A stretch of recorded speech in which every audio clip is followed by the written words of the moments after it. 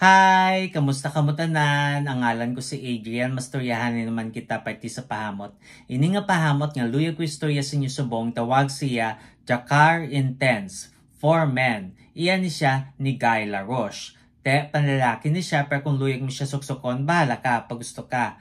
Kag o de parfum ni siya butang balon isa ka braso kalayo bago ka masimutan. Te ano ni siya klase nga pahamot.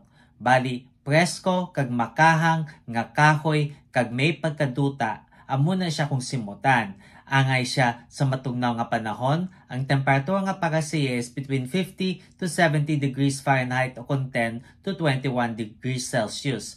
Te, ano ang iyang mga nota? For the top, we have wormwood, coriander, rosemary, kag bergamot. Ang nota nga masimutan mo gid ay ang wormwood, nga may pagkapait kag herbal nga nota. Tapos, for the mid, we have lavender, clary sage, kag juniper berries. Ang mga nota nga masimutan mo gid ay ang lavender nga presko kag tinlo nga nota, kag ang clary sage nga mahumo kag matamis nga nota. Kag for the base, we have patchouli, lavender, moss, kag suede. Masimutan mo ang tanan ini nga mga nota.